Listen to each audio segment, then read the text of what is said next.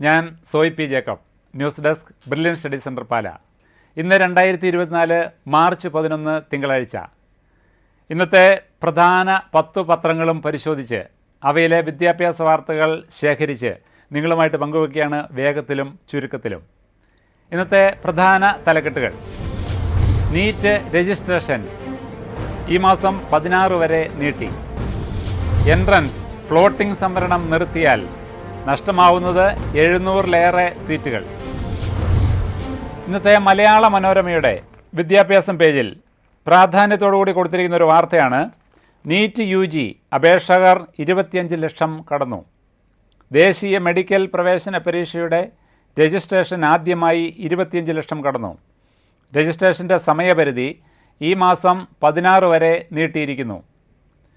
NEET UGയുടെ registration ഈ മാസം 9 അവസാനിക്കുമെന്നാണ് ആദ്യം അറിയിച്ചിരുന്നത്. എന്നാൽ പലർക്കും OTP ലഭിക്കാത്തതുൾപ്പെടെയുള്ള പരാതികൾ ഉയർന്ന സാഹചര്യത്തിലാണ് ഒരാഴ്ച കൂടി സമയം നീട്ടി അനുവദിച്ചിരിക്കുന്നത്.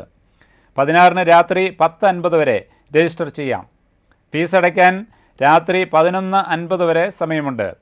കൂടുതൽ വിവരങ്ങൾക്ക് neet.nta.online.in എന്ന വെബ്സൈറ്റ് പരിശോധിക്കാം. കഴിഞ്ഞ വർഷത്തേക്കാൾ 4.2 ലക്ഷം പേർ ഇക്കുറി അധികമായി രജിസ്റ്റർ ചെയ്തിട്ടുണ്ട്. ആകെ രജിസ്റ്റർ ചെയ്തവരിൽ 13 ലക്ഷത്തിലേറെ പേർ പെൺകുട്ടികളാണ്.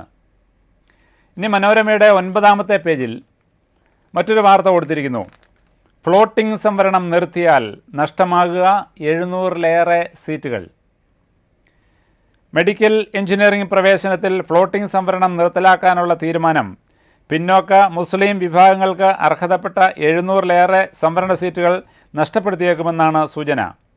ഫ്ലോട്ടിംഗ് സംവിധാനത്തിന് പകരം സ്ഥാപന തലത്തിൽ സംവരണം ഏർപ്പെടുത്താനുള്ള തീരുമാനമാണ് ഇതിന് കാരണം.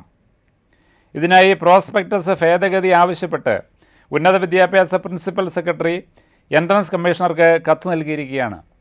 നീക്കം 10% മുന്നോക്ക സംവരണത്തെയും ബാധിക്കുമെന്ന് ചൂണ്ടിക്കാണിക്കപ്പെടുന്നു.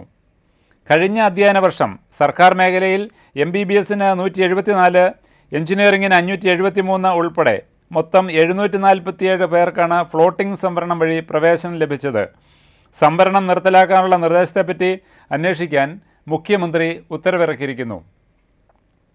സൗകര്യം കുറഞ്ഞ കോളേജുകളിലെത്തുന്ന മിടുക്കരായ കുട്ടികളുടെ കൊഴിഞ്ഞുപോക്ക് ഈ കോളേജുകളുടെ നിലവാരത്തെ ബാധിക്കുമെന്ന് തെറ്റിദ്ധരിപ്പിച്ചാണ് ഇത്തരത്തിൽ സംവരണ അട്ടിമറിക്ക് നീക്കം നടക്കുന്നതെന്നും വിവിധ സംഘടനകൾ ആരോപിക്കുന്നു.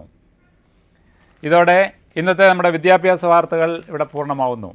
വീണ്ടും കാണാം. നന്ദി, നമസ്കാരം. എൻട്രൻസ് സംബന്ധമായ വാർത്തകളും അപ്ഡേഷനുകളും ഏറ്റവും വേഗം ആധികാരികമായി അറിയാൻ ബ്രില്യൻ സ്റ്റഡി സെന്റർ പാല യൂട്യൂബ് ചാനൽ സബ്സ്ക്രൈബ് ചെയ്യുക. ബെൽ ഐക്കൺ അമർത്തുക. ഈ വീഡിയോ മറ്റു സുഹൃത്തുക്കളിലേക്കും ഷെയർ ചെയ്ത് നൽകുക.